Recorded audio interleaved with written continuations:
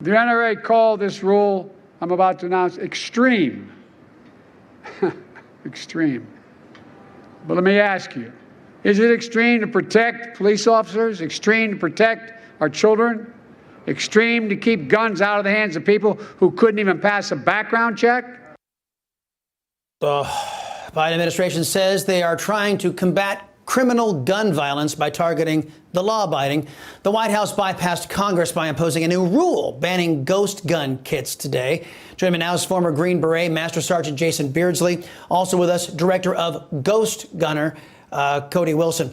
Cody, you first. Americans have been able to fashion their own firearms since before we were a country. So here comes Joe Biden blaming law-abiding gun makers for his party's defund the police crime wave. These socialists really are poor marksmen. They keep missing the target. Look, that's absolutely right. This also symbolically boils down to all Joe Biden was able to get done in terms of gun control in the last year was banning kit guns and receiver components with fixtures in the mail. It's actually a pretty modest regulation in one way you think about it. And they're kind of overstating what's even being accomplished and simultaneously illegally rewriting the Gun Control Act and usurping power from Congress. So it's a huge mess. Well, Sergeant Beardsley, the Biden administration is providing lethal weapons to Ukraine to protect them from Putin's tyranny. But back here at home, Biden is working to leave Americans to the mercy of his Democrats' criminals. Is that why you put on the uniform? Is that why you chose to serve and protect us, to enable something like that? Well, of course, I serve to protect because I love this country. I think Cody is absolutely right. There was some suggestion that this was a major deal, but it was a notice last year in the public comment section for a proposed rulemaking. It got about 249,000 comments. That's not a lot. It means that a lot of Americans were not upset about this. The point being, if Americans really want to get on the front edge of protecting their rights, they have the opportunity to do that. It's been open for a year. Vote, make sure that your voice is heard. We put the uniform on because we love this country. We know to defend a republic. As you just suggested in Ukraine, a part of that defense is going to be the ability for each individual to defend their inalienable rights. The only way we're going to do that is with a strong Second, First, and other amendments as well. But those two are very critical to this.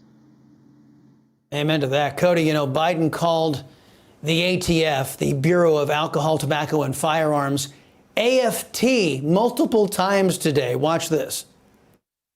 Today, to lead and support the dedicated men and women of the AFT, I'm proud he works side by side to support the work of federal, state, and local law enforcement, including AFT agents. I'd like to introduce my nominee to lead the AFT to you, all of you. Steve, come on up here.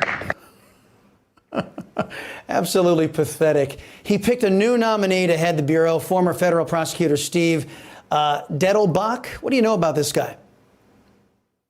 All we've heard about Steve is just things reported in recent political campaigns that he's done related to restricting arms and restricting so-called assault weapons. So we know he's similar to David Chipman in that I don't think he respects your right to own an AR-15. And as far as Biden goes, a year ago when he announced this rule, he called the ATF, the AFT then as well. There must be something there that we're not reading. This is some deeper symbols from Biden, some deeper signification. He's playing 4D chess, as they say. Oh, yes, 4D chess. There's something deeper there, but we won't go.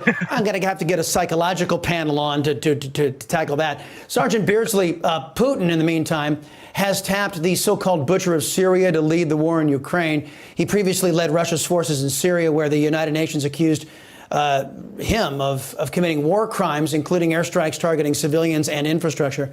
Meanwhile, Communist China has delivered weapons to Serbia. Do you think those weapons are headed for Russia?